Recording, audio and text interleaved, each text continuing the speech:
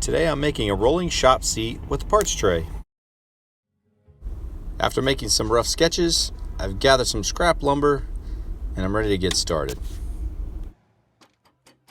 I'm cutting the components of the seat using 3/4 inch plywood.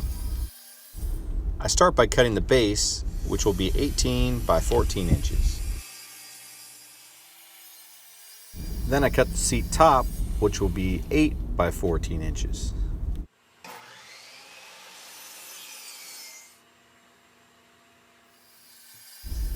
Then I cut a piece for the sides to be 10 inches high, and I want each side to be 18 inches at the bottom and 8 inches at the top.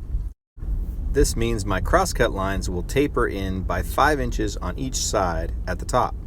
So I draw these lines at an angle using a straight edge, and then take them to the table saw for the crosscuts.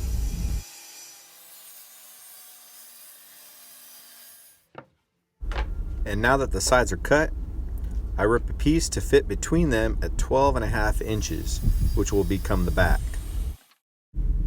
Gathering the top, bottom, and sides, I dry fit them together to determine the angle of the taper to be 25 degrees. I then set this angle on the table saw and cut the bottom edge of the back piece. This allowed me to achieve a tight joint where the back piece meets the base. And after marking the height, I cut the top edge at the same angle in parallel with the other.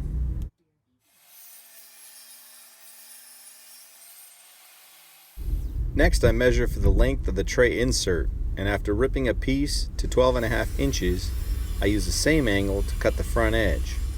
This puts it flush where it will join the sides. I wanted to make the seat lighter and give the parts tray more access. So on the side pieces, I marked a 2-inch perimeter, which will become the seat support frame.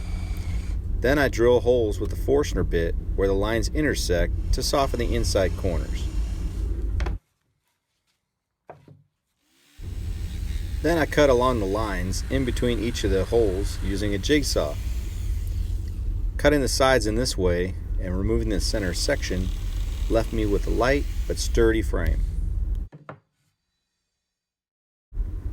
I wanted access from the rear as well, so I repeated this process to make the back portion of the seat frame.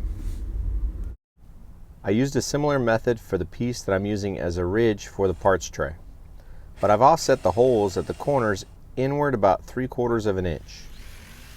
This will allow me to cut a bevel of about 45 degrees around the inside edge of the perimeter.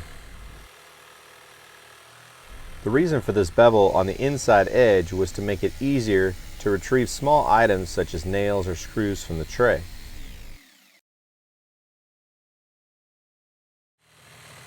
So I continue along the edge with the jigsaw at a 45 degrees and carry that bevel all the way through the corners.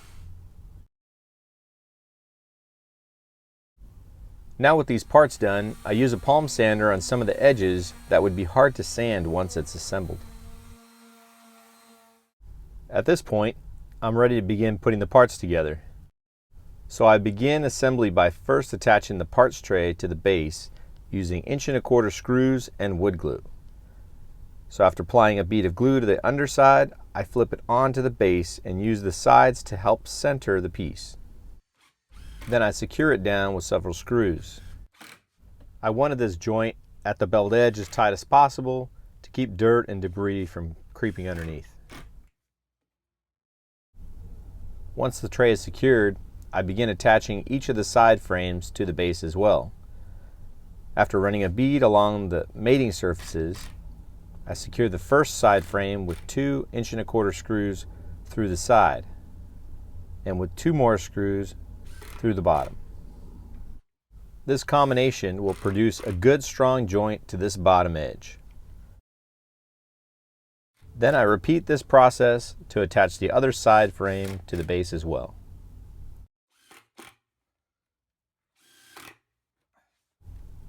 I preload 2 screws on each side frame and run a bead of glue where they will mate with the back frame.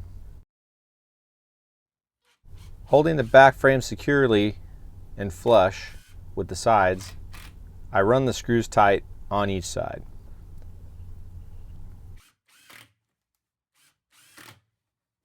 Then I secure the seat top by running a bead of glue and screwing it down to both side frames.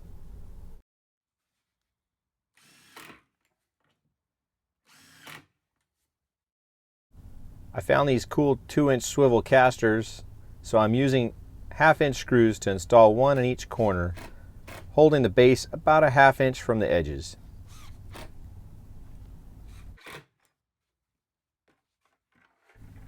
And with the wheel secure, the shop seat is done.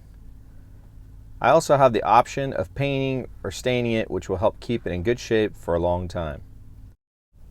The top of this seat sits about 13 inches from the ground, which is a good height for me to creep around the shop.